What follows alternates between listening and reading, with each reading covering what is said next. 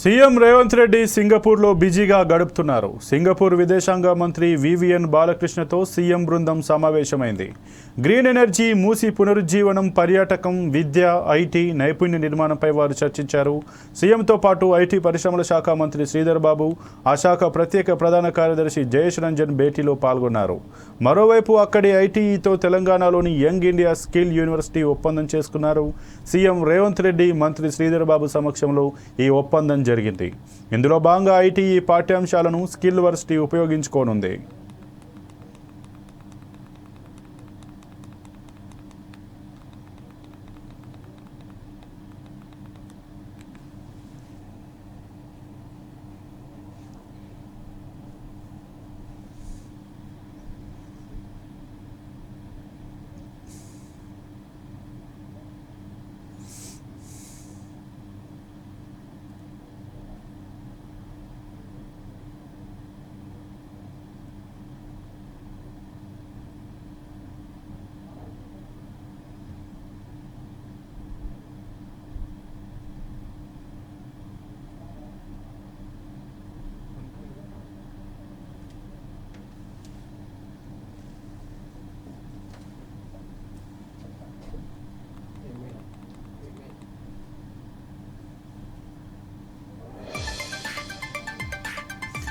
CM Revanth Reddy సింగపూర్లో బిజీగా గడుపుతున్నారు. సింగపూర్ విదేశాంగ మంత్రి వివిఎన్ బాలకృష్ణతో సీఎం బృందం సమావేశమైంది. గ్రీన్ ఎనర్జీ, మూసి పునరుజ్జీవం, పర్యాటకం, విద్య, ఐటీ, నైపుణ్య నిర్మాణంపై వారు చర్చించారు. సీఎంతో పాటు ఐటీ పరిశ్రమల శాఖ మంత్రి శ్రీధర్ బాబు, ఆ శాఖ ప్రత్యేక ప్రధాన కార్యదర్శి జయేష్ రంజన్ భేటీలో పాల్గొన్నారు. మరోవైపు అక్కడి ఐటీఈతో తెలంగాణలోని యంగ్ ఇండియా స్కిల్ యూనివర్సిటీ ఒప్పందం చేసుకున్నారు. సీఎం రేవంత్ రెడ్డి, మంత్రి శ్రీధర్ బాబు సమక్షంలో ఈ ఒప్పందం జరిగింది. ఇందులో భాగంగా ఐటీఈ పాఠ్యాంశాలను స్కిల్ వర్సిటీ ఉపయోగించుకోనుంది.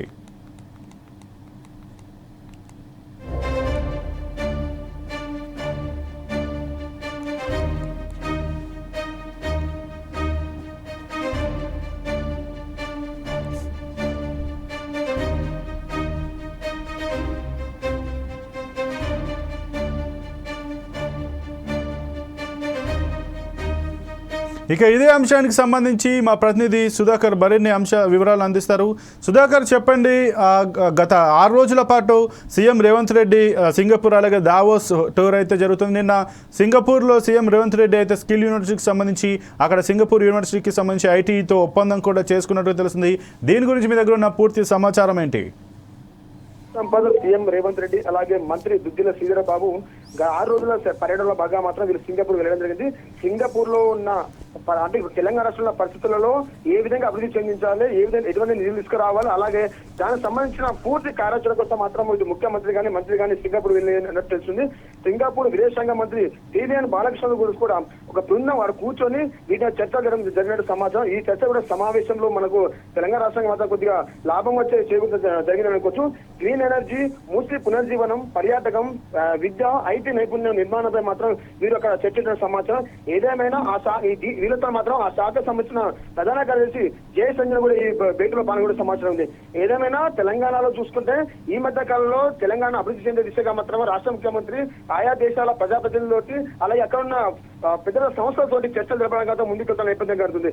4వసారి తెలంగాణ రాష్ట్ర అభివృద్ధి కోసం బయటికి వెళ్ళిన సీఎం చూసుకుంటే మాత్రం ఈసారి ఖచ్చితంగా తెలంగాణ రాష్ట్రానికి మాత్రము ఏదో ఒక లాభం చేర్చే విధంగా అంటే ఈ చర్చలలో ఖచ్చితంగా తెలంగాణ రాష్ట్రానికి ఖచ్చితంగా నిధులు కానొస్తాయి. అలాగే కొత్త టెక్నాలజీ తీసుకొచ్చి తెలంగాణ రాష్ట్రాన్ని అభివృద్ధి చెందే దిశగా మాత్రం రాష్ట్ర ముఖ్యమంత్రి ప్రణాళిక చెప్పిన ఇదే కాకుండా ఖచ్చితంగా అక్కడ స్కిల్ యూనివర్సిటీకి సంబంధించి కొత్త నిర్మాణం చేపడుతున్నారు. దీనికి అక్కడి నుంచి వెళ్ళి సింగపూర్ నుంచి వెళ్ళి కొత్త వైఖరిని తీసుకొచ్చి ఇక్కడ ఉన్న విద్యా వ్యవస్థను అలాగే ఐటీ వ్యవస్థను అభివృద్ధి చేసే దిశగా మాత్రం రాష్ట్ర ముఖ్యమంత్రి అడుగు ముందుకు.